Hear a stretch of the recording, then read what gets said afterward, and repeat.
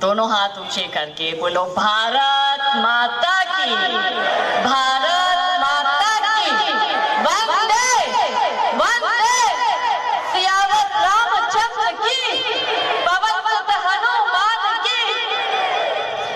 और क्योंकि हम अहिल्याबाई होलकर की पवित्र भूमि पर है, महाराष्ट्र से वो बिलोंग करते हैं, और यहाँ पर मुझे बहुत सारी नारी शक्तियां भी दिख रही है, तो एक उद्घोष उस नारी शक्ति के नाम, बोलो आई श्री अहिल्याबाई होलकर की। तो दीदी ने हमारा बहुत सुंदर परिचय दिया, तो मंच पर आधे लोग तो निकल गए हैं और हमारे दादा उन्मेष दादा यहाँ उपस्थित है, तो मंच पर उपस्थित हमारे उन्मेष दादा, उनके साथ बैठे हमारे समस्त भाईगण, हिंदू संगठन से उपस्थित यहाँ पर हमारे जितने भी भाई हैं, उन सबको भी हमारा राम राम। और जो हमारी संपदा ताई और उनकी पूरी मंडली की जो भी हमारी बहनें जो इस कार्यक्रम को सफल बनाने हेतु पता नहीं कितने दिनों से तैयारियां कर रही है, तो उन सबको भी हम दोनों हाथ जोड़कर नमन करते हैं।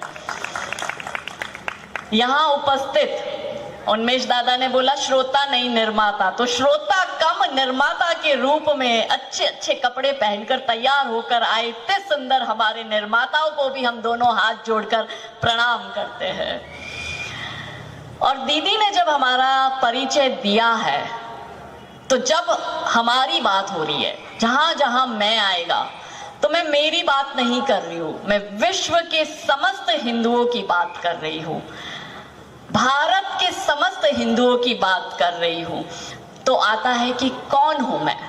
अब मैं फिर से कह रही हूं, जहां जहां मैं आएगा वहां आप सोचिएगा कि मैं आप सबकी बात कर रही हूं, कि मैं सत्य सनातन सी पावन, मैं सत्य सनातन सी पावन, मर्यादित हूं सदियों से, मैं तनमन से हिंदू हूं, मैं भारत माँ की माटी हूं, मैं वेदों का अमर ज्ञान, मैं वचनों की परिपाटी हूं, मैं युद्धों का अर्जित फल, वीरों की हल्दी घाटी हूं, मैं वंदे मातरम गीतों में, मैं वंदे मातरम गीतों में, मैं गीता का ज्ञान भी हूं, मैं गायत्री हूं मंत्रों में, मैं शंकर का शमशान भी हूं, मैं चक्र सुदर्शन केशव का, मैं चक्र सुदर्शन केशव का, मैं पांचाली का मान भी हूं, मैं सीता रुक्मणी सावित्री, मैं नारी की पहचान भी हूं, कि मैं भारत की पावन माटी, साक्षी हूं अभिमानों की, मैं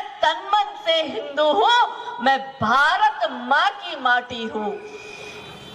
तो ये था हमारा परिचय, कि इस धरा के धैर्य की अवमानना हो, इस धरा के धैर्य की अवमानना हो, कायरों के मृत्यु की प्रस्तावना हो, और गर्विता हूं, धर्म है मेरा सनातन, और मैं प्रखर हिंदुत्व की संभावना हूं। तो क्योंकि अभी देश में उत्साह का वातावरण चल रहा है, उत्साह किस बात का है, जोर से बोलो, कि मेरे घर तो राम जी का एक अयोध्या वासियों ने त्रेता युग में 14 वर्ष उन लोगों ने राम जी पुनः अयोध्या आया उसका इंतजार किया था। हमने कितने वर्ष किया, 500 वर्ष।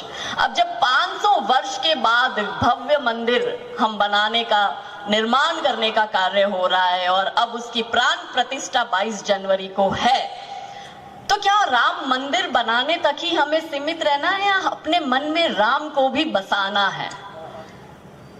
और राम को बसाने का मतलब क्या है, कि जो प्रभु श्री रामचंद्र के गुण हैं वो हम में होने चाहिए।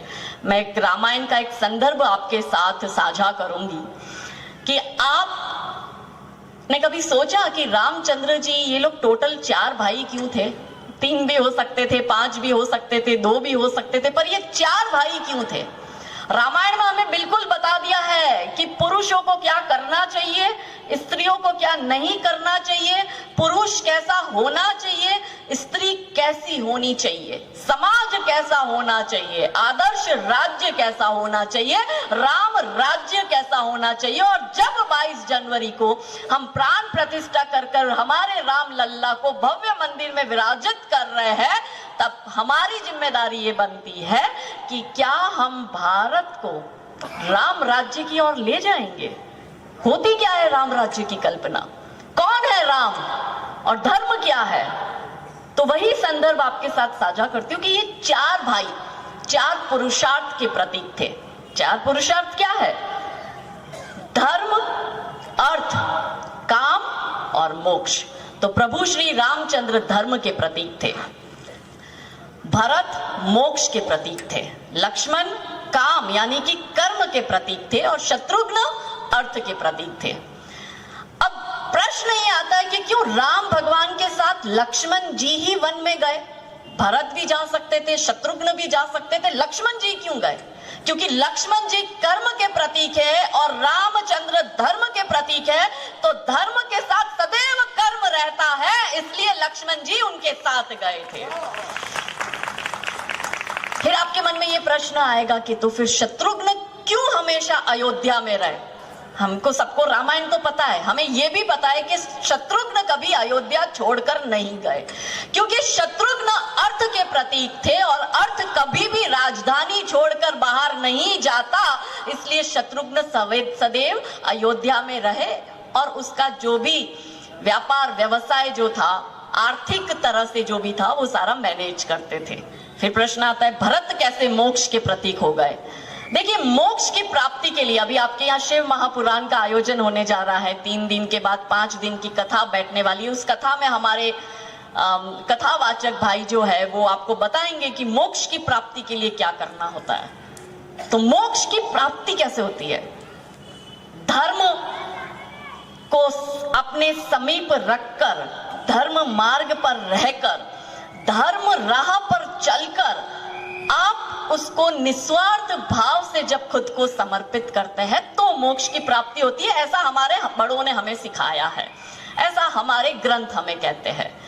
तो भरत ने 14 वर्ष तक शासन तो किया, पर उन्होंने प्रभु श्री रामचंद्र की खड़ाऊ रख के जमीन पे बैठ के शासन किया। यानी कि मोक्ष की प्राप्ति के लिए जब आप धर्म के किसी प्रतीक को निस्वार्थ भाव से अपने आप को समर्पित करते हो तो मोक्ष की प्राप्ति होती है। राम भगवान की खड़ाऊ धर्म का वो प्रतीक थी और उसकी प्राप्ति के लिए भरत ने जो है निस्वार्थ भाव से सेवा दी, इसलिए भरत मोक्ष के प्रतीक है। अब यह है कि रामायण में 4 महिलाओं का तिरस्कार बताया गया है। कौन है वो 4 महिला? तो सबसे पहले तो दिमाग में नाम आता है, अरे ये मंत्रा ही है पहली तो। फिर दूसरा नाम आता है ये शूर्पणखा भी है। फिर तीसरा नाम केकई और चौथी ताड़का। अब आप देखिए कि इन चारों महिलाओं का तिरस्कार इन 4 पुरुष भाइयों ने किया है। यही 4 पुरुषार्थ, धर्म, अर्थ, काम और मोक्ष। तो ये प्रश्न आता है कि मंत्रा किसकी प्रतीक थी? लोभी थी मंत्रा। मंत्रा लोभ की प्रतीक थी। तो मंत्रा का तिरस्कार किसने किया? हम जानते हैं शत्रुघ्न ने उसको लात मारी और उसको निकाला, यानी मंत्रा का तिरस्कार शत्रुघ्न ने किया। शत्रुघ्न किसके प्रतीक थे? वो अर्थ के प्रतीक थे। मंत्रा कौन थी? लोभी, वो लोभ की प्रतीक थी। तो लोभ का तिरस्कार सदैव अर्थ करता है, इसलिए शत्रुघ्न ने मंत्रा का तिरस्कार किया। यानी कि धर्म की प्राप्ति के लिए भगवान ने बहुत से लोगों को बहुत कुछ दिया होता है। किसी के पास बहुत धन होता है पर कोई सेवा नहीं करता है, और किसी के पास थोड़ा भी होता है तो वो संपूर्ण रीत से समाज को अर्पित करता है। यानी कि यदि भगवान ने आपको धर्म के लिए लक्ष्मी जी दी है, यानी कि आपके पास अर्थ है, तो उस अर्थ को यदि आप निस्वार्थ भाव से धर्म काम में लगाते हैं बिना लोभ के, तो ही आपको धर्म की प्राप्ति होती है। मगर मंत्रा लोभी थी, इसलिए उसका तिरस्कार शत्रुघ्न यानी अर्थ ने किया। यानी कि अर्थ और लोभ कभी साथ में नहीं रह सकते, और अगर ये साथ में है तो ये कभी धर्म के लिए कार्य नहीं कर सकते। फिर दूसरा नाम आता है केकई। केकई किसकी प्रतीक थी? केकई स्वार्थ की प्रतीक थी। और केकई का तिरस्कार किसने किया? उसके अपने बेटे भरत ने किया। भरत किसके प्रतीक थे? भरत मोक्ष के प्रतीक थे। तो धर्म की प्राप्ति के लिए निस्वार्थ भाव से आपको काम करना ही होगा। यदि आप में स्वार्थ आता है तो स्वार्थ का तिरस्कार सदैव उसके बेटे यानी कि भरत ने मोक्ष की प्राप्ति के लिए उसके बेटे ने उसका तिरस्कार किया। यानी कि स्वार्थ और मोक्ष कभी साथ साथ नहीं चल सकता, और यदि आपके मोक्ष प्राप्ति में स्वार्थ आ जाता है तो आप कभी उस पथ पर नहीं आगे बढ़ सकते। तीसरी शूर्पणखा किसकी प्रतीक थी? तो वासना की। शूर्पणखा में वासना जागी कि मुझे राम जी से शादी करनी है। वो गई राम जी के पास प्रस्ताव लेकर के, मेरे से शादी करो। राम जी ने कहा कि भाई मैं तो ऑलरेडी सीता जी को वचन दे चुका हूं कि वही मात्र एक महिला मेरे जीवन में है और वही आगे भी रहेगी। इसके सिवा मैं किसी पर स्त्री को अपने जीवन में आने नहीं दूंगा। और यही कारण है कि हम प्रभु श्री रामचंद्र को मर्यादा पुरुषोत्तम भी कहते हैं। उनके जीवन में माता सीता के सिवाय कोई और महिला नहीं आई। तब राम जी ने उसको कहा, शूर्पणखा को, कि भाई देख, मैं तो नहीं आ सकता, मैं तो शादी नहीं कर सकता, तो एक काम कर, लक्ष्मण से बात कर, उसकी इच्छा होगी तो वो देखेगा। तो जो शूर्पणखा है वो लक्ष्मण जी के पास गई और कहा कि मुझसे शादी करो। लक्ष्मण जी को क्रोध आया, नाक उसकी काट दी। तो शूर्पणखा वासना का प्रतीक, तिरस्कार उसका किसने किया? लक्ष्मण ने। लक्ष्मण किसके प्रतीक है? कर्म के, काम के। तो जब आप धर्म मार्ग पर चलकर धर्म का काम कर रहे हो और उस काम में, उस कर्म में यदि वासना आ जाती है तो उस काम को सिद्धि नहीं मिलती। इसलिए शूर्पणखा का जो तिरस्कार है वो लक्ष्मण जी ने किया था, वासना का तिरस्कार कर्म ने किया था। और चौथा और अंतिम ताड़का राक्षसी थी, बहुत अहंकारी, बहुत घमंड था उसमें। तो अहंकार का तो सदैव जो नाश है वो साक्षात धर्म यानी कि प्रभु श्री रामचंद्र ने किया। और उसी ताड़का का नाश, उसका वध प्रभु श्री रामचंद्र ने किया। तो अब प्रश्न आता है कि कौन है राम? तो राम है धर्म, सब सिखा दिया है उन्होंने। तो फिर धर्म क्या है? तो हम कहते हैं धर्म राम है भाई। तो फिर राम को यदि हमें परिभाषित करना है, उनके चरितार्थ को, उनके पुरुषार्थ को परिभाषित करना है, तो कौन है राम? कि राम जो है चेतना का बिंद बिंद जिससे प्रस्फुटित है, तेज तेज जो कि इस समस्त सृष्टि की सर्जना की कल्पना का हेतु है, अनाम है।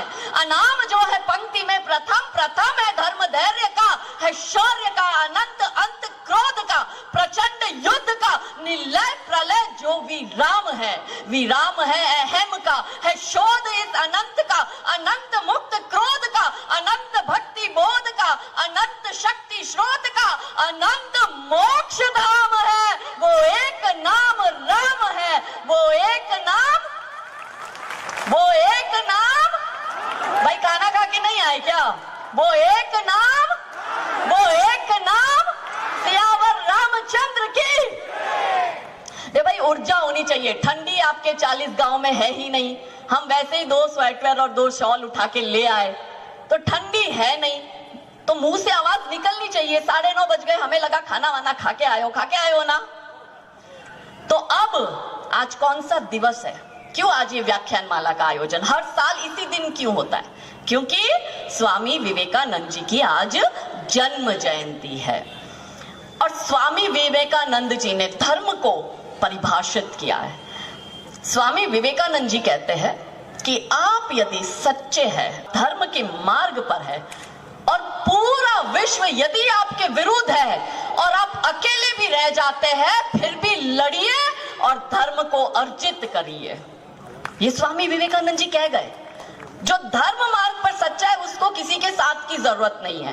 वो बिंदास अपना काम करे, उसकी रक्षा प्रभु श्री राम करेंगे और उसका तारनहार भी प्रभु श्री राम करेंगे। तो स्वामी विवेकानंद जी ने कहा कि धर्म और अधर्म में से आपको एक को चुनना होगा। आप ये नहीं कह सकते कि भाई मैं तो चुप रहूंगा। जब बाबरी ढांचा ध्वस्त हुआ तो कुछ लोग कह रहे थे कि भाई मंदिर बनना चाहिए, कुछ लोग कह रहे थे कि हॉस्पिटल बना लो, एजुकेशन सेंटर बना दो। ऐसी सारी अलग अलग बुद्धिजीवी अपनी बात रख रहे थे। अब प्रश्न ये आता है कि वहां पे राम मंदिर था।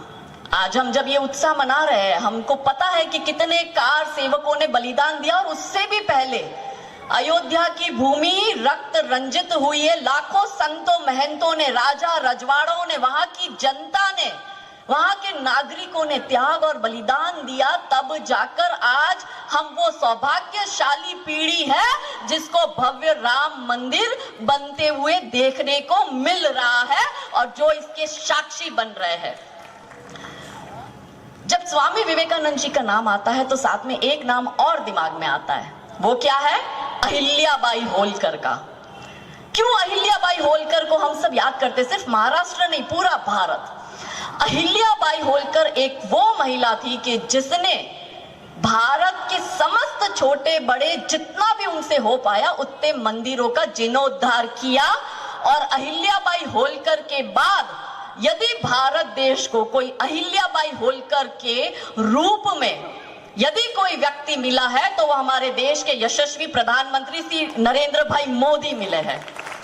देखिए, मैं भाजपा से हूं नहीं, चाटुकारिता हमें करनी नहीं है, मगर प्रत्येक हिंदू, शायद कोई मोदी जी को पसंद नहीं करता होगा, शायद कोई उनकी बातों से दो राय रखता होगा, शायद वो उनकी बातों को एग्री नहीं करता होगा, शायद किसी को प्रॉब्लम होगी, लेकिन इतना तो भारत का प्रत्येक हिंदू अपने मन में तो जानता है कि अहिल्याबाई होलकर के बाद यदि भारत के मंदिरों का जीर्णोद्धार किसी ने किया है तो वो नरेंद्र भाई मोदी जी ने ही किया है। सरदार वल्लभ भाई पटेल ने क्या किया? 563 रियासतों को जोड़कर हमें ये अखंड भारत दे दिया। आप सोचो, एक घर में 4 भाई रहते हैं तो वो एक बात पर एग्री नहीं होते। उनका शौर्य देखिए कि सरदार वल्लभ भाई पटेल की बात पर 563 रियासतों ने एक होकर भारत के निर्माण के लिए हामी भरी और वो हमें ये भारत देश देकर गए। तब स्वतंत्रता से लेके स्वाधीनता और स्वाधीनता से लेके आज जब हम अमृत काल की ओर बढ़ रहे हैं और हम भारत को विश्व गुरु बनाने के सपने देख रहे, तो करेगा कौन? सरकार के भरोसे बैठने से काम हो जाएगा? सरकार अपना काम कर रही है। नागरिक के रूप में हम क्या कर सकते हैं, हमारी अपनी जिम्मेदारी क्या है, वही जिम्मेदारी मैं समझती हूँ। इसी वजह से अपने छोटे छोटे बच्चों को छोड़कर ये जन जागरण का काम करने निकल पड़ी हूँ। क्यों निकली हूं? क्योंकि चिंता है इस देश की। कितने ही स्वतंत्रता सेनानियों ने बलिदान दिया। आज जब हम हिंदू एकता की बात करते हैं, आज जब हम हिंदू राष्ट्र की बात करते हैं, हम ये बात करते हैं कि हिंदुओं का अपना कोई एक देश हो, तो कैसे ये संभव होगा? क्या बोलने से हिंदू राष्ट्र होगा? देखिए, मंच के ऊपर हाथ में माइक लेकर बड़ी बड़ी बातें करने से आप परिवर्तन नहीं ला सकते। ये बातें करने से आप भारत को हिंदू राष्ट्र घोषित नहीं करवा सकते। आपको जमीन पर उतरकर काम करना पड़ेगा, जन जागरण करना पड़ेगा, घर घर हिंदू को जागृत करना पड़ेगा कि हिंदू अपना अधिकार मांगे। अब प्रश्न ये उठते हैं कि क्या सरदार वल्लभ भाई पटेल, सुभाष चंद्र बोस, वीर सावरकर, आजाद, इन सब लोगों ने जो बलिदान दिया, क्या उन्होंने इसलिए दिया कि इस देश में आगे चलकर लव जिहाद हो? क्या उन्होंने इसलिए बलिदान दिया कि आगे चल के हमारी अपनी भूमि पर अवैध अतिक्रमण हो, हमारे ही मंदिरों को तोड़कर उस पर मस्जिदें और दरगाहें बनाई जा रही है? क्या उन्होंने इसलिए बलिदान दिया कि हमारे लोगों का धर्मांतरण हो? कोई बंदूक की नोक पर धर्मांतरण करा रहा है तो कोई 2 बोरी चावल पर धर्मांतरण करा रहा है। क्या इसलिए उन्होंने बलिदान दिया? क्या इसलिए उन्होंने बलिदान दिया कि हिंदुओं की टारगेट किलिंग हो, हिंदुओं को मारा जाए? क्या उन्होंने इसलिए बलिदान दिया कि हमारी बेटी श्रद्धा के 35 टुकड़े कोई आफताब कर दे? क्या उन्होंने इसलिए बलिदान दिया कि हमारे अमरावती के उमेश कोले का कोई यूसुफ सर तन से जुदा कर दे? क्या ये भारत की कल्पना थी? उन्होंने क्या इसलिए बलिदान दिया था कि इस देश में सर तन से जुदा के नारे लगेंगे? क्या उन्होंने इसलिए स्वतंत्रता सेनानियों ने बलिदान दिया था कि इस देश में भविष्य का हिंदू बेबस, लाचार, असहाय होकर जिएगा, कायरों की भांति जिएगा? क्या उन्होंने इसलिए बलिदान दिया था? क्या उन्होंने इसलिए बलिदान दिया था कि 1947 में आजाद हो जाने के बाद भी मुसलमानों को उनका अपना एक देश पाकिस्तान देने के बाद भी 75 वर्ष के बाद भी 500 वर्ष से हम संघर्ष करते आ रहे हैं। जब बाबर ने 16वीं शताब्दी में तोड़ा था राम मंदिर, तब से हम संघर्ष करते आ रहे हैं, मगर 75 वर्ष से हिंदुओं को संघर्ष करने की क्यों जरूरत पड़ रही है? अभी ज्ञानवापी मस्जिद का मामला चल रहा है। मैं उसको मस्जिद नहीं मानती, मैं उसको अवैध ढांचा मानती हूँ। आप टीवी में देख रहे हो कि काशी विश्वनाथ मंदिर में जब सर्वे कराया तो शिवलिंग प्रकट हुआ, और जब शिवलिंग प्रकट हुआ तो कैसे हिंदुओं की धार्मिक भावनाओं को पैरों तले कुचला जाता है कि न्यूज चैनल डिबेट में बोलकर बैठकर वो तस्लीम रहमानी कहता है ये तो फव्वारा है, फव्वारा है।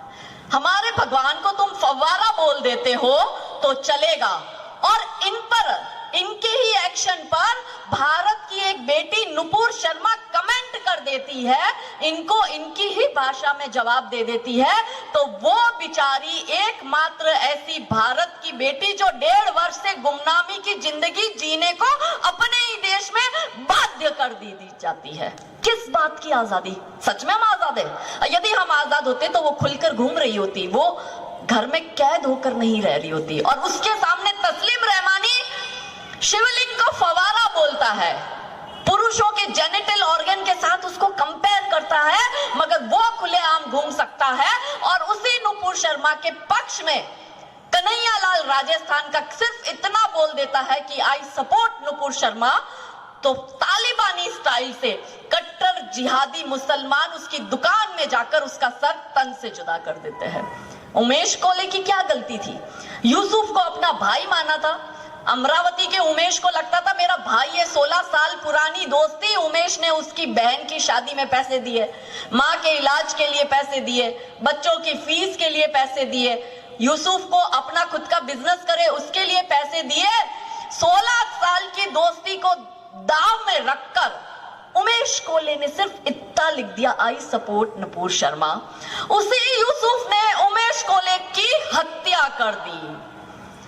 ये षड्यंत्र चल रहा है क्या? ये दिन देखने के लिए स्वतंत्रता सेनानियों ने और हमारे पूर्वजों ने बलिदान दिया था। आज उनकी आत्मा रो रही होगी, धिक्कार रही होगी कि क्या कायरों के लिए हम लोगों ने त्याग किया।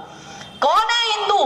वो हमारा जो हिंदू जिसने पुरुषार्थ किया, कि जिस हिंदू ने नभ में जाकर नक्षत्रों को दी है संज्ञा, जिसने हिमगिरी का वक्ष चीर भू को दी है पावन गंगा, जिसने सागर की छाती पर पाषाणों को तैराया है, हर वर्तमान की पीड़ा को जिसने इतिहास बनाया है, जिसके आर्यों ने घोष किया कृण्वन्तो विश्वमार्यम का, जिसका गौरव कम कर न सकी रावण की स्वरमयी लंका, और जिसके यज्ञों का एक हव्य 100 पुत्रों का जनक रहा, जिसके घर आंगन भयक्रांत धनपति बरसता कनक रहा, और जौहर कुंडों में कूद कूद, जौहर कुंडों में कूद कूद सतियों ने जिसे दिया सत्व, गुरुओं के गुरु पुत्रों ने चीर बलिदानी भर दिया तत्व।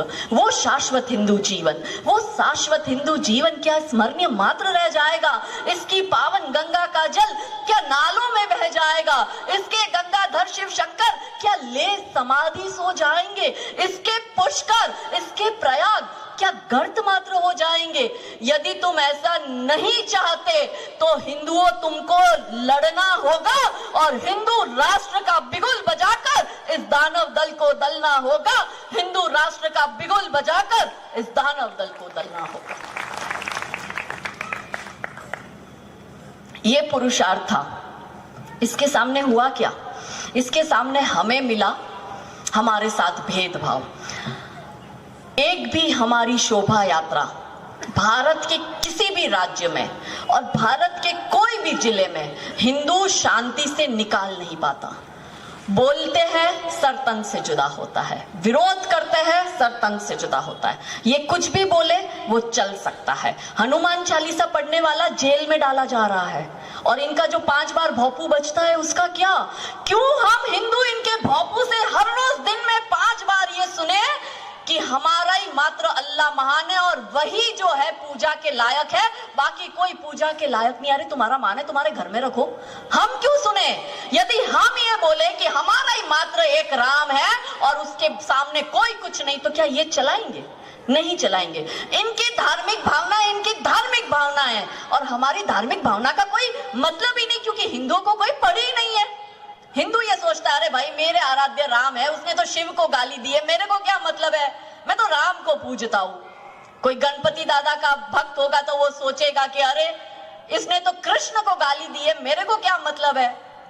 हमने अपने आप को जाति में बांटा, भाषा में बांटा, क्षेत्र में बांटा, भगवान में बांटा। वो तो कहता है उसका सिर्फ एक है और हिंदू बटा है और हिंदुओं के नाम पर गाली गलौज, देवी देवताओं को गाली गलौज दिए जा रहे हैं। फिल्में ऐसी बना रहे हैं कि जिसमें हिंदुओं के देवी देवताओं का अपमान हो रहा है।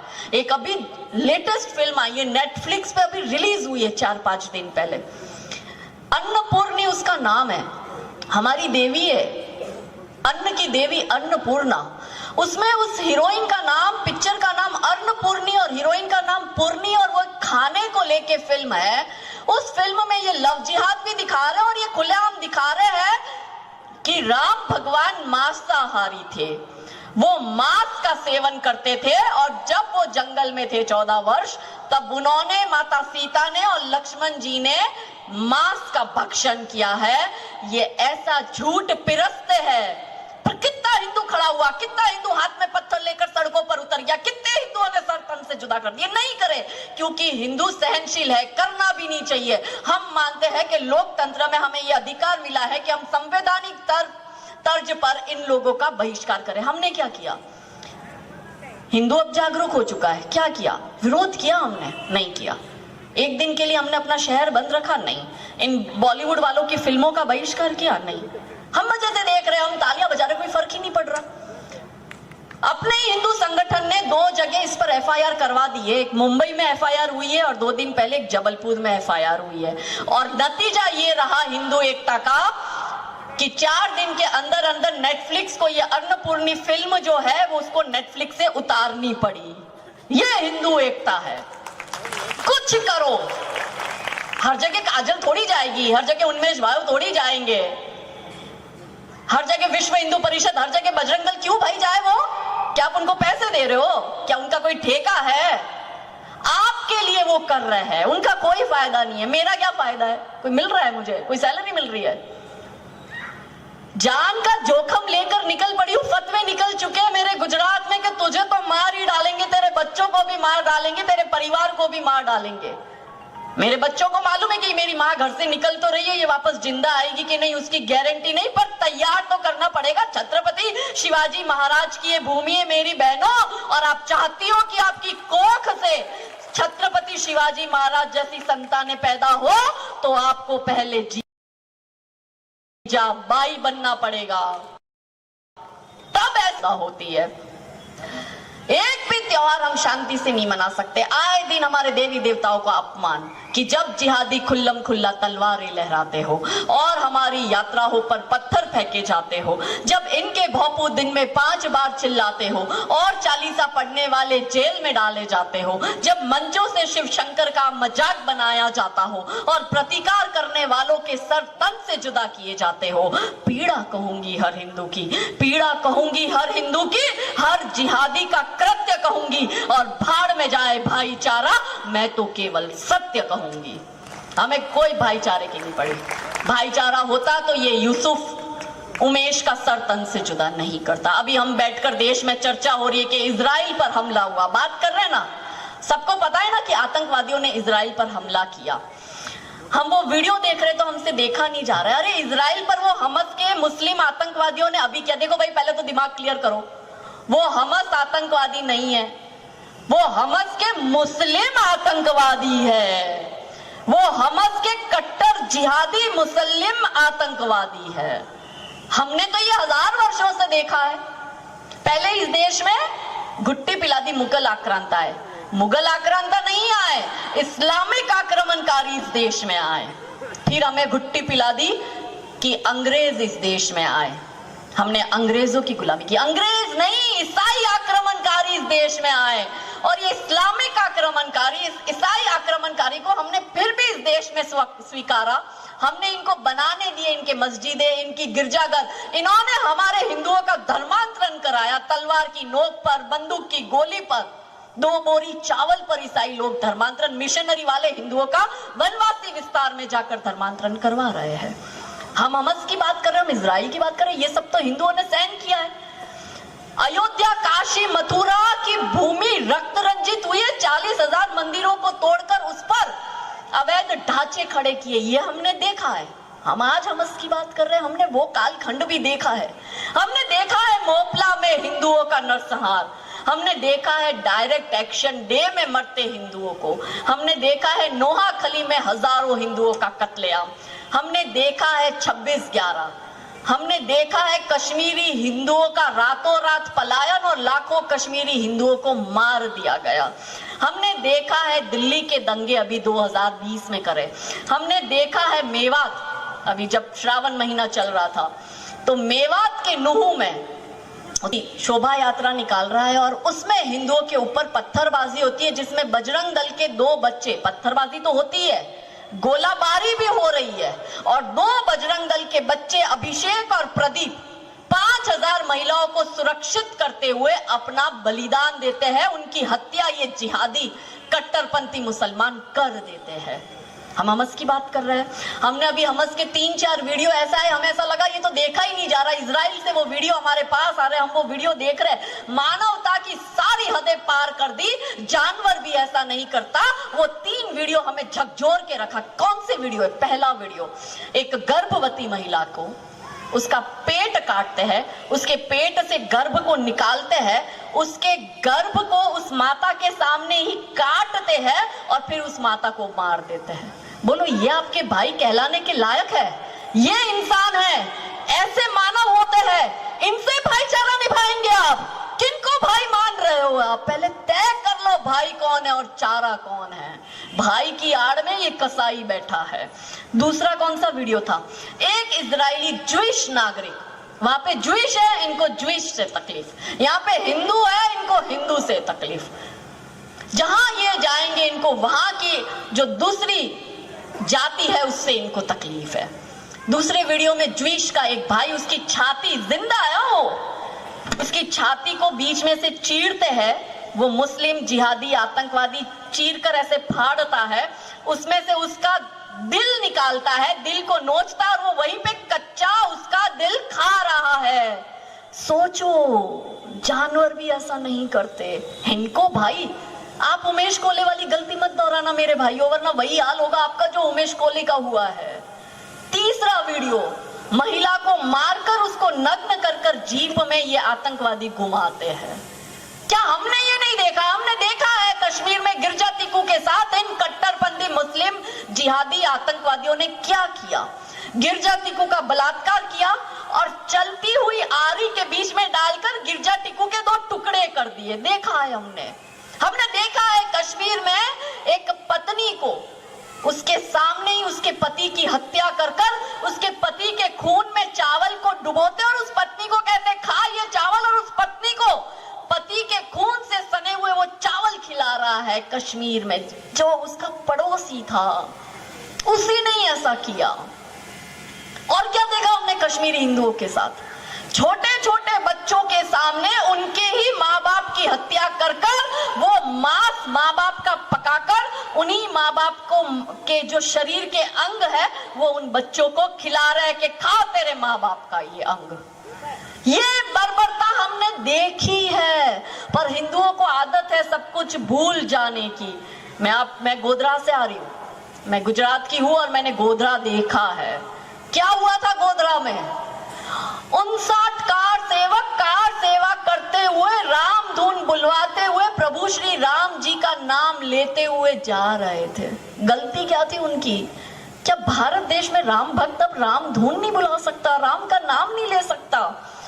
वही कालखंड कि जब उत्तर प्रदेश में 90 के दशक में जब पहली कार सेवा हुई, तब कार सेवकों पर वहां की सरकार मुलायम सिंह यादव ने गोलियां चलाई थी। पूरे उत्तर प्रदेश को छावनी में बदल दिया था। अयोध्या में कोई परिंदा भी पर ना मारे ऐसे उसने आदेश दे दिए थे और कार सेवकों की हत्या हुई। आप बताओ, कार सेवक करने जाते। आज हम राम मंदिर का उत्साह मना रहे, पर क्या हम उन कार सेवकों के बलिदान को भूल जाए? तब मैं आपको वो स्टोरी शेयर करती हूँ। आप में से कितने लोगों ने गोधरा का वो S6 बोगी जाके देखा है जिसको जलाया है? वो आज भी उसी गोधरा स्टेशन पे रखा हुआ है। कितनों ने देखा है? किसी ने नहीं देखा। जब भी गुजरात जाना हो गोधरा जरूर जाओ और उस जली हुई बोगी को देखो। आज भी जब मैं वहां जाती हूँ तो 59 कार सेवकों की मुझे चीखें सुनाई देती है। उसी में एक महिला थी जिसका 12 महीने का बच्चा उसी बोगी में था और कोई 1-2 जिहादियों ने आग नहीं लगाई। 2500 से 3000 गोधरा गांव में जितने मुसलमान रहते थे उन्होंने मिलकर षड्यंत्र रचा है। मगर जब ऐसे कांड करते हैं और हम उनको बोलते हैं तो वो हमारे पास में भाईचारे की बात करता है। अरे मैंने थोड़ी किया है, उन्होंने किया है। सब एक जैसे नहीं होते। तो सब एक जैसे नहीं होते तो गोधरा में हिंदुओं को जलाने का षड्यंत्र चल रहा है। एक भी मुसलमान जाके पुलिस को क्यों नहीं बोला कि यहाँ पे कार सेवकों को जलाने का षड्यंत्र हो रहा है? 140 लीटर पेट्रोल गोधरा स्टेशन पर स्टोर करके रखा हुआ है। क्यों किसी ने नहीं यहाँ पे 140 लीटर पेट्रोल है। क्या किसी को नहीं पता था? सबको पता था, पर इनके लिए हम सिर्फ काफिर है, इससे ज्यादा कुछ नहीं।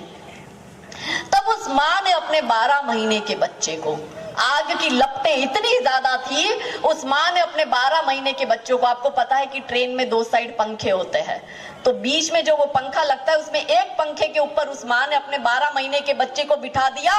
उसने सोचा कि कोई तो हमें बचाने आए। आग की लपटें इतनी ज्यादा थी, उसको लगा कोई बचाने आए, तब तक मैं अपने बच्चे को ऊपर बिठा दूं पंखे पर, मगर आग की लपटें इतनी ज्यादा थी कि वो 12 महीने का बच्चा उसी पंखे से चिपक कर पिघल गया। 1 सेकंड के लिए सोचो हमारा बच्चा हो तो। ये देखा है ना हमने, हम देखते आ रहे हैं, ये हुआ है हमारे साथ। इसलिए मेरे भाइयों बहनों, भूलना मत, हमारे साथ जो विपदा आई, हम पर जो टूट पड़ा। अभी मथुरा का केस चल रहा है, एएसआई ने सर्वे का दे दिया है, वो सर्वे हो रहा है। मथुरा को 700 बार, 700 वर्ष तक मथुरा को कितनी बार तोड़ा, लूटा, फिर तोड़ा, लूटा, हमने फिर बनाया, उन्होंने फिर तोड़ा, हमने फिर बनाया। और जब औरंगजेब आया 16वीं शताब्दी में, तब औरंगजेब ने मथुरा को पूरा तोड़ा। उसमें जो हमारी मूर्ति थी, उसमें जो जवाहरात थे, जो हीरे थे, उसके जो गहने थे, वो सारे उसने आगरा में भेजे। और उसके बाद उसने उन्हीं मूर्तियों को आगरा लेकर गया। इनका मन उससे भी नहीं भरा, ये भाई आपके कहलाने लायक कि इनकी नाजायज औलादे हमारे बीच घूम रही है और हमें कहती है हम तुम्हारे भाई है। यही इनकी औलादे औरंगजेब की कब्र पर सर फोड़ने जाती है। बाबर के लिए ये रो रहा है। भाई बाबर तुम्हारा क्या लगता था? बाप था क्या वो तुम्हारा? यदि तुम हमको भाई मानते हो तो भाई की भावनाओं से तुम खिलवाड़ कर रहे हो। क्या ये होता है? तब उस मूर्तियों को आगरा भेजता है औरंगजेब, और आगरा में बेगम साहिब मस्जिद की जो सीढ़ियां है, सीढ़ियों के नीचे हमारी मूर्तियों को आज भी गाड़ा हुआ है। और आज भी ये जिहादी हर रोज वो सीढ़ियों पर पैर रखकर हमारी हिंदुओं की भावनाओं को और आस्थाओं को पैरों तले कुचलकर अंदर जाता है। वो खुश होता है कि मैंने काफिर के कृष्ण पर, काफिर के राम पर, काफिर के हनुमान पर पैर रखकर मैं अंदर इबादत करने गया हूं। क्या ये भाईचारा होता है? अपने आप को प्रश्न करो कि जिसकी फितरत भीख मांगकर बस दंगे फैलाना हो, जिसका मकसद भारत को इस्लामिक देश बनाना हो, और धोखेबाज जिहादियों से क्यों व्यवहार हमारा हो? गौ रक्षक का गौ भक्षक से कैसा भाईचारा हो ही नहीं सकता। गौ रक्षक और गौ भक्षक कभी भी भाई नहीं हो सकते। गजवाए हिंद का एजेंडा चल रहा है। क्या है गजवाए हिंद? 2047 से पहले भारत को इस्लामिक देश बनाने के षड्यंत्र चल रहे हैं। कैसे बनाएंगे इस्लामिक देश? पॉपुलर फ्रंट ऑफ इंडिया का नाम सुना होगा। भारत सरकार ने अभी उस पॉपुलर फ्रंट ऑफ इंडिया को बैन किया है। ये कट्टरवाद को जन्म देती थी, ये आतंकवाद को जन्म देती थी। जब इसका घोषणा पत्र बाहर आया तो घोषणा पत्र में पूरा प्रिंट आउट था, पूरी डिटेलिंग थी उसकी, पूरा रोड मैप बना हुआ था कि कैसे कैसे कर कर भारत को हम इस्लामिक देश बना सकते, और वो भी 25 वर्ष के अंदर अंदर। लव जिहाद करके, लैंड जिहाद करके, जिसको हम लोग भूमि अतिक्रमण बोलते हैं, कुछ लोग उसको लैंड जिहाद बोलते हैं, और तीसरा धर्मांतरण कर कर। यहाँ पर उपस्थित कितने लोगों को पता है कि लव जिहाद क्या है? हाथ ऊंचे करके बताओ, कितनों को पता है? बहुत कम लोगों को। अब समस्या ही नहीं पता, समाधान कैसे होगा? लव जिहाद क्या है वही नहीं पता। अब मुझे बेसिक से स्टार्ट करना पड़ेगा। क्या होता है लव जिहाद? हिंदू की लड़की को सिस्टमैटिकली मुस्लिम लड़कों को ट्रेनिंग दी जाती है कि हिंदू लड़की से प्यार का नाटक करो, षड्यंत्र करो, फिर उस लड़की से शादी करो, उसका धर्मांतरण कराओ और उससे बच्चे पैदा करवाओ। ये लव जिहाद है। भारत को इस्लामिक देश बनाने का षड्यंत्र है। हमारी 13-13, 14-14 साल की बच्चियां इसके चुंगल में फंस चुकी है। इंस्टाग्राम के माध्यम से सबसे ज्यादा लव जिहाद हो रहा है, और सबसे ज्यादा इंस्टाग्राम के माध्यम से फंसने वाली बच्चियों की उम्र क्या है? 13 और 14 साल की। आपके ही पूना का केस मैं बताती हूँ कि एक 14 साल की लड़की एक जिहादी से इंस्टाग्राम पे दोस्ती करती है। अभी का है, ज्यादा समय नहीं हुआ है, 1.5-2 साल हुए इस बात को।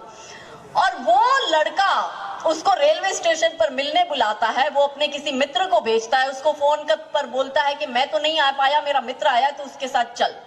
वो बच्ची उस रिक्शे में बैठ के जाती है। 13 मुस्लिम लड़के 3 दिन तक उस हिंदू लड़की का बलात्कार करते हैं। 3 दिनों तक हिंदू लड़की का 13 मुस्लिम लड़के बलात्कार करते हैं।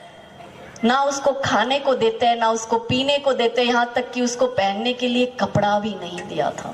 एक सेकंड के लिए सोचो, 14 साल की यदि हमारी बेटी हो।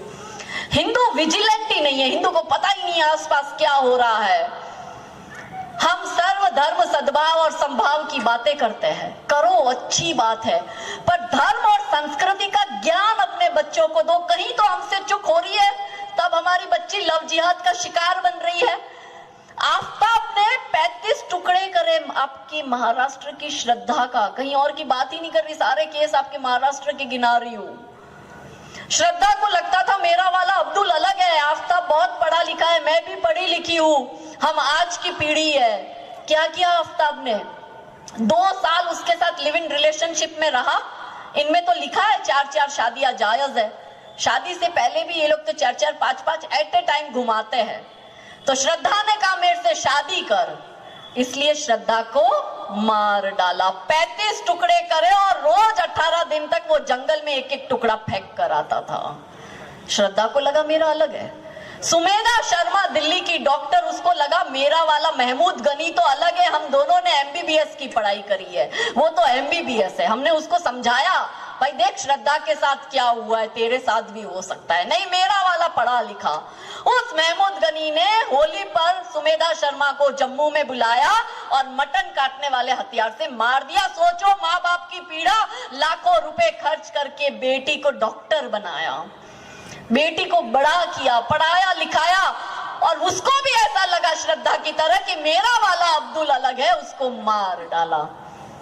एक निकिता तोमर हरियाणा की, मैं उसके परिवार के साथ जुड़ी हुई हूं, उसके परिवार की वेदना मैंने देखी है, उसकी पीड़ा मैंने देखी है। एक जिहादी उस निकिता तोमर के पीछे पड़ जाता है, तौफीक नाम का, रसूखदार परिवार से।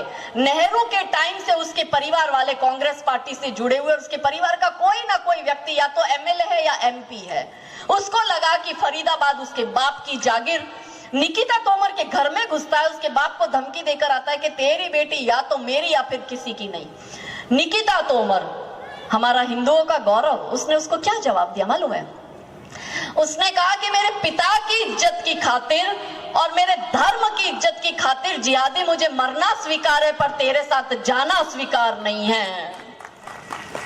और वो जिहादी जिस दिन वो 18 साल की होती है, एग्जाम देके कॉलेज से बाहर आती है, फिल्मी स्टाइल में गाड़ी लेके आता है, उसको बोलता है, कनपट्टी पर गन रखता है और कहता है बैठ गाड़ी के अंदर। वो संघर्ष करती है और वहीं पर वो लड़की को गोली मार के मार देता है। इसका मतलब क्या हुआ? निकिता ने मना किया तो उसको मार दिया।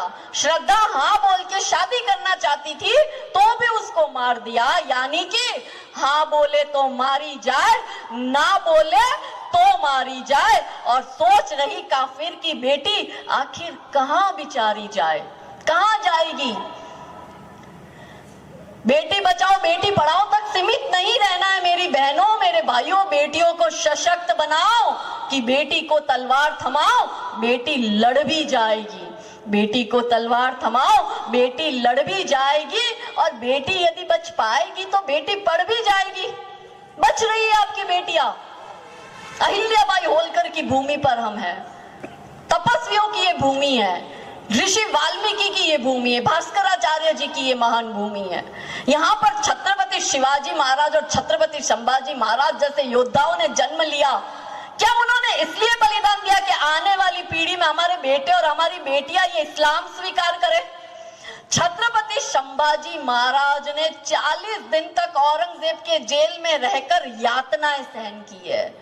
रोज औरंगजेब जाता, पूछता, बोल इस्लाम स्वीकार कर रहा है? छत्रपति संभाजी महाराज बोलते नहीं करूंगा। तो पहले दिन उनके हाथ के नखून निकालता है, दूसरे दिन वापस जाता है और बोलता है बोल इस्लाम स्वीकार करेगा? छत्रपति संभाजी महाराज बोलते नहीं करूंगा, दूसरे हाथ के नाखून निकालते हैं। तीसरे दिन फिर जाता है पैरों के निकालते, चौथे दिन फिर प्रश्न करता है इस्लाम स्वीकार करेगा, मना करा। ऐसे करते करते करते करते उसके शरीर की, छत्रपति संभाजी महाराज के शरीर की स्किन भी उसने निकाल दी। फिर उसने उसकी आंखें निकाली, उसकी जीभ काटी शिवाजी महाराज, संभाजी महाराज की, और अंत में भी फिर संभाजी महाराज नहीं झुके तो संभाजी महाराज को मारकर उनके टुकड़े टुकड़े कर दिए। ऐसे महान योद्धा थे जिसने मरना स्वीकार किया पर इस्लाम स्वीकार नहीं किया। और ये हम लोग, हमारी पीढ़ियां, हमारे बच्चे कैसे धर्मांतरण कर सकते हैं? क्यों कर रहे हैं धर्मांतरण? क्यों हो रहा है लव जिहाद? क्यों हो रहा है हमारे मंदिरों पर अवैध अतिक्रमण? 3 प्रश्न मेरे भाइयों बहनों अपने आप से करना। पहला प्रश्न, जो हमारी बेटी हमारे घर में पहली रोटी गौ माता को खिलाती है, वही हमारी बेटी उस जिहादी के घर जाकर गौमांस का भक्षण और गौमांस पकाने को क्यों तैयार हो जाती है? ये पहला प्रश्न।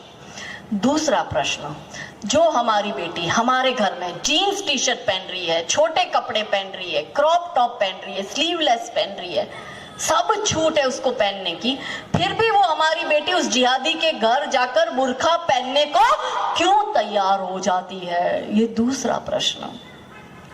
तीसरा और अंतिम प्रश्न, जो हमारी बेटी हमारे घर में, उसके भाई बहन से उसको थोड़ा कम ज्यादा मिल जाता है ना, कि भाई को तो आपने 200 वाली पहन दी, मुझे तो 150 रुपए वाली पहन दी, उसको तो आपने पार्कर की पहन दी बहन को, और मुझे तो आपने रेनॉल्ड्स की पहन दी। उसके तो 2 जीन्स उसको लेकर दिए, मुझे आपने एक ही जीन्स खरीद कर दिया। कहती है ना ऐसा कि उसको ज्यादा दिया, मेरे को कम दिया। वही हमारी बेटी उस जिहादी के घर जाकर 3-3 सौतनों के साथ रहने को कैसे तैयार हो जाती है? इनमें 3 निकाह जायज है, 4 निकाह जायज है, तो उसको 3 सौतने ऑलरेडी मिल रही है, वो क्यों तैयार हो रही है? क्योंकि मेरे भाइयों बहनों, ये ब्लैंक स्लेट है, ये कोरी पार्टी है। आप इस पर जय श्री राम नहीं छापोगे तो वो जिहादी अल्लाहू अकबर छाप देगा।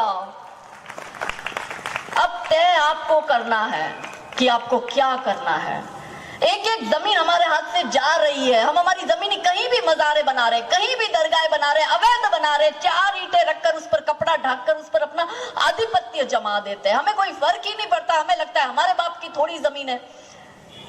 कल को वो आकर हमारे घर पर आधिपत्य जमाएगा। तमिलनाडु में 15 गांव पर वक्फ बोर्ड ने आधिपत्य जमा दिया, ये हमारा गांव है। गांव में 1500 साल पुराना चंद्रस्वामी मंदिर, उस पर इन जिहादियों ने कब्जा किया और बोला ये मंदिर हमारा। अरे तुम आए 1400 साल पहले हो, वो हमारा मंदिर 1500 साल पुराना, वो तुम्हारा कैसे हो जाता है? तो कौन लड़ेगा? आज राम मंदिर बन रहा है, जिम्मेदारी कौन लेता है कि ये मंदिर ऐसा ही रहेगा? इस मंदिर पर दोबारा कोई बाबरी बनाने की हिम्मत नहीं करेगा। कौन ले रहा है जिम्मेदारी? हमें लेनी पड़ेगी कि अपना मान नहीं देंगे, अपनी पहचान नहीं देंगे, अपने भारत की इंच भर भी भूमि दान नहीं देंगे और भारत माँ के टुकड़े कर दे, अब वो जिहादी रहे नहीं और हिंदू फिर से गद्दारों को पाकिस्तान नहीं देंगे। नहीं देंगे हम हमारी भारत की भूमि। ये मेरी माँ है, ये कोई भूमि का टुकड़ा नहीं है। अटल बिहारी वाजपेयी जी एक बहुत अच्छी कविता कहकर गए, बहुत सुंदर बात कही है। ये मेरी माँ है, ये मेरी मातृभूमि, हम इसके टुकड़े होते हुए कैसे देख सकते हैं? भारत में छोटी छोटी जगह मिनी पॉकेट्स बन गए हैं पाकिस्तान के।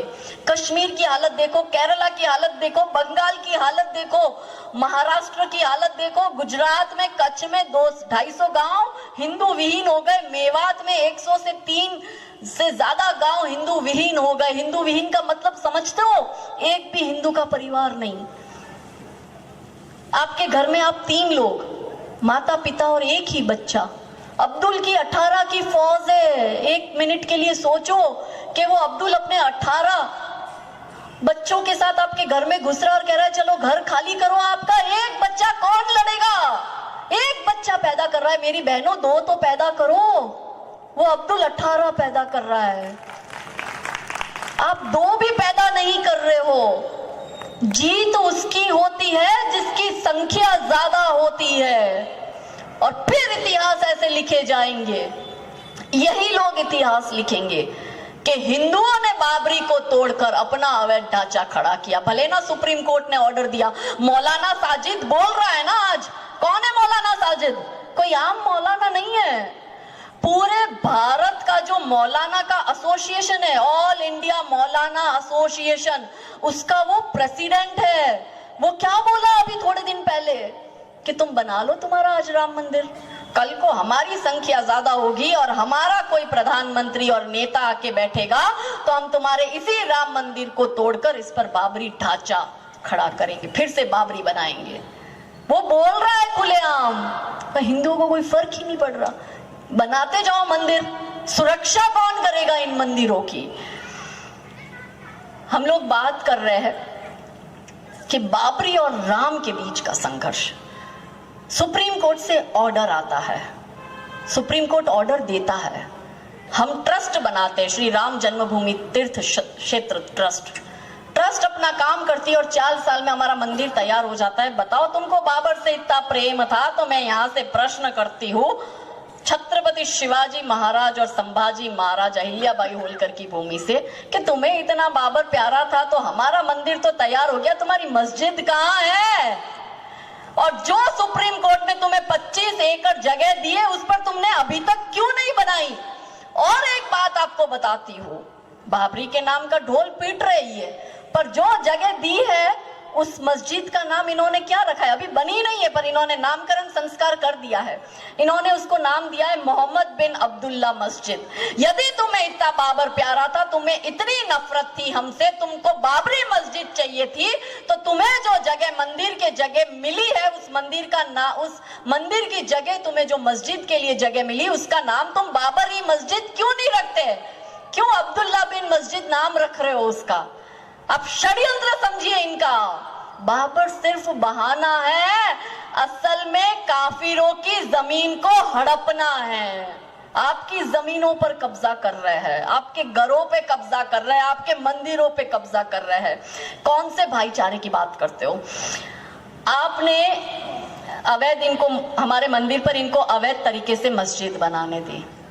आप जवाब दो, क्या ये भाईचारा होता है? बोलो, क्या ये भाईचारा होता है?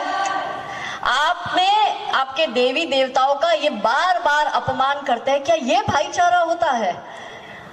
आपके घर में पूजा पाठ आपको करने नहीं दे रहे हैं। आपके घर के बाहर मंदिर है और जहां इनकी संख्या ज्यादा है वहां पे आप ढोल नगाड़ा आरती कर नहीं सकते। ये सब मैं देख के आई हूँ। आप शायद यहाँ पे 40 गांव में रहते हो, मैं पूरे भारत में प्रवास करती हूँ। जहां इनकी संख्या ज्यादा है वहां हिंदुओं को अपनी पूजा अर्चना करने पर प्रतिबंध लगाया हुआ है। कत्लेआम कर सर तन से जुदा कर रहे, ये भाईचारा होता है। बहन बेटियों के साथ लव जिहाद कर रहे, ये भाईचारा हो रहा है। बहन बेटियों के 35 टुकड़े कर रहे, बलात्कार कर रहे, हत्या कर रहे, ये भाईचारा होता है। इस्लामिक षड्यंत्र के तहत भारत को 2047 से पहले इस्लामिक देश बना देना है, क्या ये भाईचारा होता है? कहां जाएगा हिंदू बेचारा? हिंदू भी सोच रहा है कि मैं कहां जाऊं। हमने इनको वक्फ बोर्ड बनाने दिया, वक्फ बोर्ड की आड़ में इन्होंने हमारे जमीन पर कब्जा किया, क्या ये भाईचारा होता है? आजादी के बाद धर्म के आधार पर बंटवारा हुआ था और इनको एक पूरा इस्लामिक देश मिल गया और उसके बाद उन्होंने उसके भी 2 टुकड़े करे और इनको 2 देश मिला, पाकिस्तान और बांग्लादेश। और हिंदुओं के हाथ में क्या आया? अपना एक देश भी नहीं। कौन से हिंदू राष्ट्र की बात कर रहे हो? ये आपके भाई होंगे। आपने इनको मुस्लिम पर्सनल लॉ बोर्ड बनाने दिया, ये फिर भी आपके भाई नहीं हुए। कौन से देश में 2 कानून चलते हैं? हमारे देश में 2 कानून चल रहा है। बताओ, ये आपके भाई है? क्या ऐसे भाई होते हैं? आप इनको देश का वाइस प्रेसिडेंट बना दोगे? मैं आपको हकीकत बता रही हूँ, आईना दिखा रही हूँ। आप इनको देश का वाइस प्रेसिडेंट बना दोगे, ये हामिद अंसारी बनकर कहेगा कि भारत में मुसलमान असुरक्षित है।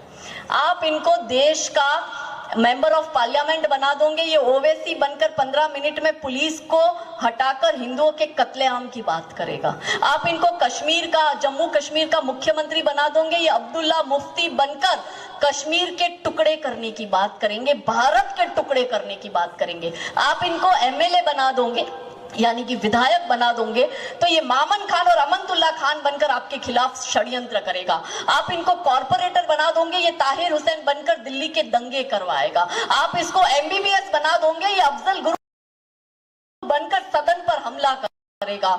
आप इसको अकाउंटेंट बना दोगे, ये याकूब मेमन बनकर सीरियल बॉम्ब ब्लास्ट करेगा। आप इसको जवाहरलाल नेहरू यूनिवर्सिटी में पढ़ने भेज दोगे, ये उमर खालिद बनकर नारे लगाएगा, भारत तेरे टुकड़े होंगे इंशाल्लाह इंशाल्लाह। आप इसको सॉफ्टवेयर इंजीनियर बना दोगे, ये बुरहान वानी बनकर इंडियन आर्मी पर हमला करेगा। आप इसको आईएएस ऑफिसर बना दोगे, ये जकात फाउंडेशन बनाकर यूपीएससी जिहाद करेगा। आप इसको सुपरस्टार बॉलीवुड का बना दोगे, ये आमिर खान बनकर कहेगा कि मुसलमान भारत में असुरक्षित है। मतलब आप समझ रहे हो कि कोई भी ओहदा दे दो, कोई भी ओहदा दे दो, ये उन्मादी ही निकलेंगे। जिसमें खाएंगे ये उसकी बर्बादी ही निकलेंगे। और दूध पिलाने से सांपों ने कब अपनी फितरत छोड़ी है, खाल उतारेंगे अपनी तो जिहादी ही निकलेंगे। कोई भी ओहदा आप इनको दे दो, अब कितना ही इनके लिए मर जाओ कर जाओ, आप इनको अपना सर्वस्व लुटा दो, ये फिर भी आपके नहीं होंगे। भूतकाल में जो हमारे साथ हो गया, इतिहास के घटनाक्रम, वर्तमान की जो देश की परिस्थिति है और भविष्य में क्या होगा यदि हिंदू अभी भी इसी तरह से कुंभकर्ण की नींद सोता रहा तो। इन पंक्तियों के माध्यम से आप सिर्फ मेरी पंक्तियों के शब्दों पर ध्यान दीजिएगा और सोचिएगा कि अगर ये होता है तो क्या होता है, क्योंकि ऑलरेडी इतना हो चुका है, इतना हो रहा है और इतना होने वाला है कि सोचो सच को मूर्ख बना छल जीत गया तो क्या होगा, और सोचो अपना जीवन निष्फल बीत गया तो क्या होगा। कल की जन्मी कौम बवाली धर्म पुरातन चलती हो, और सोचो अपनी तक्षशिला नालंदा धू जलती हो, और जिस धरती को लहू से सींचा वो फिर से बंजर हो जाए, और सोचो अपने राम का मंदिर फिर से खंडर हो जाए। मैंने कहा ना मौलाना साजिद बोल रहा है, टीवी में देखो रोज जिहादी लोग स्टेटमेंट आ रहे कि हम इसको फिर तोड़ेंगे, हम फिर बनाएंगे।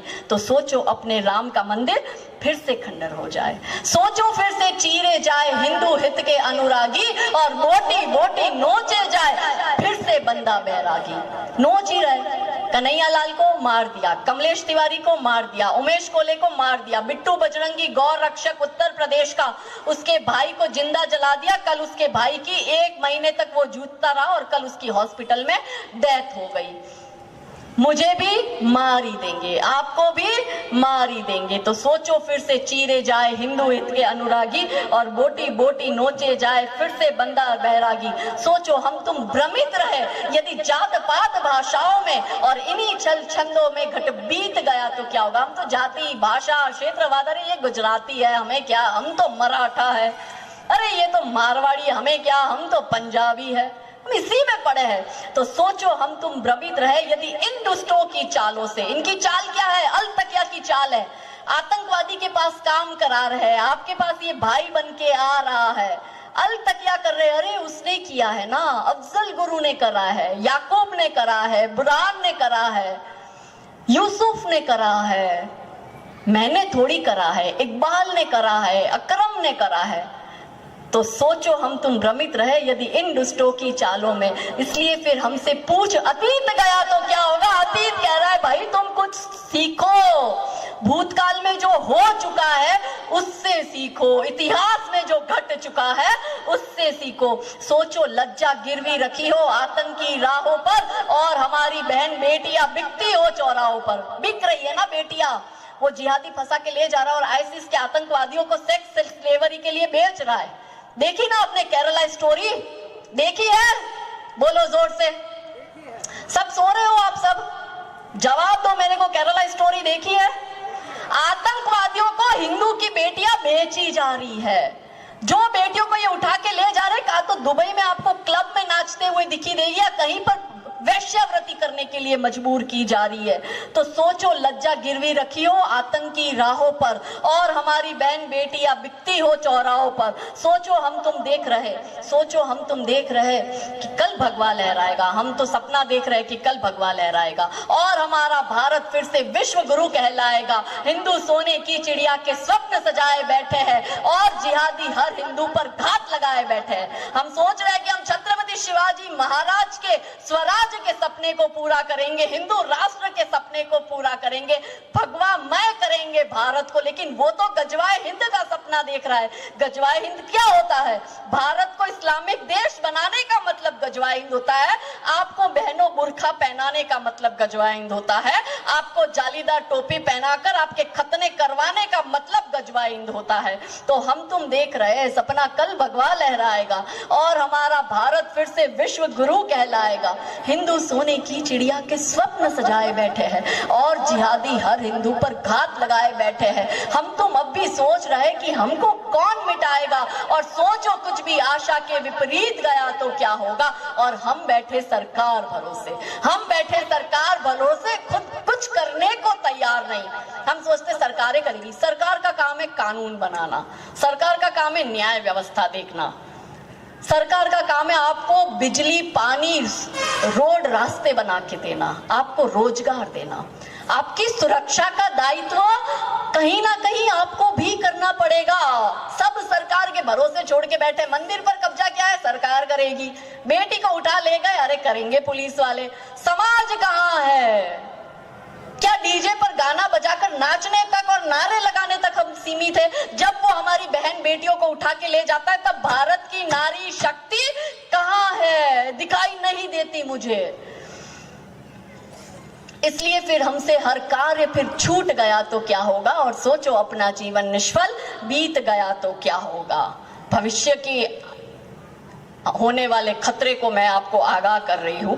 जिस भाईचारे का चूरन चाटे हुए हम बैठे हुए हैं, हम जिसकी प्लानिंग कर रहे हैं, हम सोच रहे हैं हिंदू राष्ट्र की प्लानिंग कर रहे हैं, लेकिन प्रश्न तो सबसे बड़ा ये कि होगा कैसे। अब आप अनुमति दे तो मैं एक प्रश्न करूं? बोलो हाँ करूं? बुरा नहीं मानोगे ना? जोर से बोलो। ये पीछे वाले सब सो रहे हैं कि क्या है? बोलो, पीछे से आवाज आनी चाहिए। करो। यहाँ पे जितने लोग बैठे हैं उसमें कितने ब्राह्मण हैं? अरे ऊपर करो, मुझे दिखाई नहीं दे रहा। पाटिल कितने हैं? पाटिल ज्यादा है, क्या बात है। ठाकुर चौधरी कितने हैं? राजपूत कितने हैं? यही समस्या है हमारी। कैसे मजे से हाथ उठा रहे हो? अरे देखो हमारी ये जात है। अपनी जात आप मुझे बता रहे हो, मैं प्रश्न पूछ रही हूँ और खुशी खुशी हाथ ऊंचे कर रहे हो। यही तकलीफ है मेरे भाइयों बहनों। आप ब्राह्मण हो तो भी आप मुट्ठी भर हो, आप क्षत्रिय हो तो भी आप मुट्ठी भर हो, आप वैश्य और शूद्र हो तो भी आप मुट्ठी भर हो, पर जो आप हिंदू हो तो ही आप 100 करोड़ हो। अब फिर से प्रश्न पूछती हूँ, कितने पाटिल बैठे हैं इस सभा में? भाई इनको कोई घर ले जाके अलग से समझाओ, साथ में डंडे वंडे ले जाना, क्योंकि प्यार से तो समझ नहीं रहे। कितने ब्राह्मण बैठे हैं? अच्छा वो तो पेड़ की डंडी खड़ी है, मुझे लगा किसी ने ऐसे हाथ ऊंचा किया। और कितने हिंदू है इस सभा में? देखो ये चित्र पूरे भारत का होना चाहिए। खुद के लिए तालियां बजाओ, अपनी एकता के लिए तालियां बजाओ। आप एक रहोगे, संगठित रहोगे तो ही हिंदू राष्ट्र बना पाओगे। गीता जी के 4थे अध्याय का 13वां श्लोक, जिसमें श्री कृष्ण भगवान खुद कहते हैं, क्या कहते हैं कि चातुर्वर्ण्यम मया श्रेष्ठम गुण कर्म विभागशा तस्य कर्ता रमपि माम विद्व्यम कर्ता रमवयम, कि चारों वर्ण मैंने बनाए, गुण कर्म विभागशा, गुण और कर्म के विभाग से। ये इस्लामिक आक्रमणकारी आए, ये ईसाई आक्रमणकारी आए, ये कम्युनिस्ट आए और ये नेहरू गांधी परिवार के लोग आए और इन्होंने हमारी वर्ण व्यवस्था को जाति व्यवस्था में लाके हिंदुओं को जातियों में बांट दिया। इसलिए आज मुसलमान एक होकर मुस्लिम पक्ष वाले को ही वोट करता है, मगर हिंदू बटा हुआ है। हिंदू अपने राम मंदिर के लिए वोट करने को तैयार नहीं है। हिंदू धारा 370 हटी, उसके लिए वोट करने को तैयार नहीं है। हिंदू मंदिरों का जीर्णोद्धार कर रहे हैं जो नेता, उनके लिए वोट करने को तैयार ही नहीं है। हिंदू तो ये देख रहा है मेरा जाति का खड़ा हुआ है ना, फिर क्या फर्क पड़ता है कि वो झाड़ू मारते मारते आपको ही साफ कर दे। मगर वो झाड़ू मारने वाला जो है, जिसका निशान झाड़ू का है, वो मेरी जाति का है तो मैं उसको वोट दूंगा। फर्क नहीं पड़ता कि वो जालीदार टोपी पहनकर उनके साथ बैठकर सिवैया और मटन बिरयानी खा रहा है और वो स्टेटमेंट देता है कि इस मंदिर में हम पैर नहीं रखेंगे, फर्क ही नहीं पड़ता। तो वो कालखंड हम याद करें जब बटे हुए थे जाति में, पराधीनीय देश हुआ, वो घाव मिला था छाती में, परिदृश्य फिर आज वही है, सबको मिलकर चलना होगा, नहीं जातिवाद अब राष्ट्रवाद की धारा में ही बहना होगा। सनातन धर्म के अंत की बात चल रही है। तमिलनाडु से, तेलंगाना से नेता खड़े होकर बोल रहे हैं कि हम सनातन धर्म को अंत करेंगे। हमने सुना नेताओं के ऐसे स्टेटमेंट, हमने सुना तमिलनाडु का नेता क्या बोला, मुख्यमंत्री का बेटा बोल रहा है, उसके साथ बाकी की जो इंडी अलायंस बनी है वो सब मिलकर बोल रहे हैं हम सनातन धर्म का अंत करेंगे। इसका मतलब आप समझते हो, सीरियसली बात हो रही है, आपके अंत की बात हो रही है, आपके बच्चों के अंत की बात हो रही है, आपके बच्चों के भविष्य के अंत की बात हो रही है। क्या करेंगे हम, कैसे लड़ेंगे इन ताकतों से? संगठित होके अश्वम नेव गजम नेव व्याघ्र नेवश्च नेवश्च अजा पुत्रम बलिम दघाता देवो दुर्लभ घातका। इसका मतलब क्या है कि ना घोड़े की, ना ही हाथी की और ना ही बाघ की बलि चढ़ती है। बलि किसकी चढ़ती है? बकरे की। क्यों बकरे की चढ़ती है? क्योंकि वो दुर्बल होता है, और भगवान कहते हैं कि दुर्बलों की सहायता तो खुद भगवान भी करना चाहे तो भी नहीं कर सकता। आपको अपनी सुरक्षा, अपनी सहायता खुद करनी होगी। महर्षि दयानंद सरस्वती जी एक बहुत अच्छी बात कहकर गए। आर्य समाज के फाउंडर, हमारे गुजरात से है। तो महर्षि दयानंद सरस्वती जी हर जगह जाते थे और इसी तरह से जन जागरण का काम करते थे। हजारों लोगों की, लाखों लोगों की भीड़ उनको सुनने आती थी। महर्षि दयानंद इसी तरह से सनातन धर्म के प्रचार प्रसार की बात करते थे, क्योंकि इनको पता था कि भविष्य में सनातन धर्म का अंत होना निश्चित है अगर मैं इनको जागरूक नहीं करूंगा। तो एक दिन जो उनका जो सहायक है, जो उनके साथ चलता था, वो कहता है महर्षि को कि स्वामी जी आपसे एक प्रश्न करो। बोले करो कि ये हजारों की भीड़ रोज इतनी आती है, हर रोज आपको सुन के जाते हैं, दूसरे दिन ये वापस आते हैं और वैसे के वैसे इनमें कोई फर्क नहीं आया, तो आप किसके लिए चिल्ला चिल्ला कर बोल रहे हो? कहाँ परिवर्तन आ रहा है? तब महर्षि दयानंद सरस्वती जी एक बहुत अच्छी बात कहते हैं। वो कहते हैं कि मैं अपना धर्म निभा रहा हूं, मेरा धर्म मुझे ये सिखाता है कि कर्म कर, मैं अपना कर्म कर रहा हूं। 1000 सुनेंगे तो उसमें से 100 गुनेंगे, फिर उसमें से 10 चुनेंगे और कोई एक उस ज्योत को प्रज्वलित रखकर मेरी बातों को आगे जन जन तक पहुंचाने का कार्य करेगा। ये महर्षि दयानंद सरस्वती कह गए, और जब से इस सृष्टि का निर्माण हुआ है तब से लेके आज तक यही क्रम चलता आ रहा है कि सुनेंगे आपको लाखों लोग, पर कुछ ही लोग उसको अनुकरण कर पाएंगे, और उसमें से कोई एक व्यक्ति निकलेगा, वो हाथ में ज्वाला लेकर छत्रपति संभाजी महाराज और छत्रपति शिवाजी महाराज के स्वप्न को आगे लेकर। तब मैं महाराणा प्रताप की एक कथा करती हूँ आपको कि महाराणा प्रताप भी इसी तरह से संघर्ष कर रहे थे, इन्हीं इस्लामिक आक्रमणकारियों से संघर्ष हो रहा था। महाराणा प्रताप के जब संघर्ष अकबर के साथ चल रहा था, तो अकबर के साथ वो भी लोग थे जिसको अकबर के साथ होना चाहिए था। महाराणा प्रताप, अकबर के साथ वो भी लोग थे जिनको महाराणा प्रताप के साथ होना चाहिए था। आप मतलब समझ रहे हो? अकबर के साथ अकबर के सपोर्टर तो थे, मतलब इस्लामिक आक्रमणकारी, पर अकबर के साथ वो भी दुष्ट जयचंद टाइप के हिंदू थे जिनको महाराणा प्रताप का साथ देना था। महाराणा प्रताप को अकेला छोड़ दिया था। महाराणा प्रताप ने इस्लामों के सामने, इस्लामिक आक्रमणकारियों के सामने घुटने टेकना स्वीकार नहीं किया, उन्होंने इस्लाम स्वीकार नहीं किया। तब महाराणा प्रताप ने करी मृत्यु की साधना। कितने लोग मरने को तैयार है इसमें से? खुश तो आप बड़े हो रहे हो, हम अक्षत वितरण का काम कर रहे, पुण्य काम हमारे हाथों से हो रहा है, पर ये अक्षत वितरण का जब हमको सौभाग्य प्राप्त हुआ है तो सोचो ऐसे ही प्राप्त हुआ है। बहुत से लोगों ने बलिदान दिया है। यहाँ बैठे कितने लोग बलिदान देने को तैयार है? कितने लोग तैयार है अपने बच्चों को तैयार करे भविष्य के संघर्ष में बलिदान देने के लिए?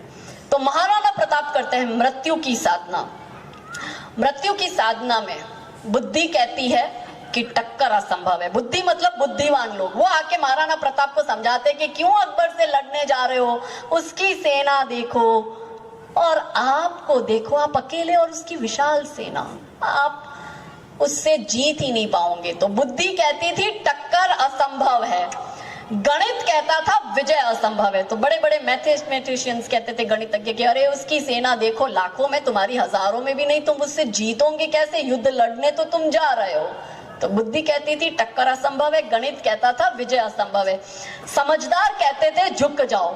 ये समझदार की एक ऐसी श्रेणी हमारे बीच में रहती है जो आपको मदद करने कभी नहीं आएगी पर आपको सलाह देने बहुत आ जाती है। तो समझदार कहते थे कि झुक जाओ। और जो परिवार के लोग थे, जो रिश्तेदार थे, वो कहते थे भाग जाओ, क्योंकि रिश्तेदारों को पता था ये झुकने वाला तो है नहीं, जीत ये पाएगा नहीं, तो इससे अच्छा है भाई तो भाग ही जाओ। तो बुद्धि कहती थी टक्कर असंभव है, गणित कहता था विजय असंभव है, समझदार कहते थे कि झुक जाओ और रिश्तेदार कहते थे कि भाग जाओ। पर महाराणा प्रताप ने मृत्यु की साधना की और उन्होंने समाज को संदेश दिया कि जब मनुष्य का सम्मान के साथ जीना असंभव हो जाए तब सम्मान के साथ मर जाना चाहिए। आने वाली पीढ़ियों के लिए उन्होंने द्वार खोल दिए कि कायरों की तरह मत जीना, कुत्ते की तरह दुम मत हिलाना। इस मातृभूमि के लिए यदि अकेले भी हो तो बलिदान देना पड़े तो दे जाना। यही स्वामी विवेकानंद जी भी हमें सिखा कर गए हैं।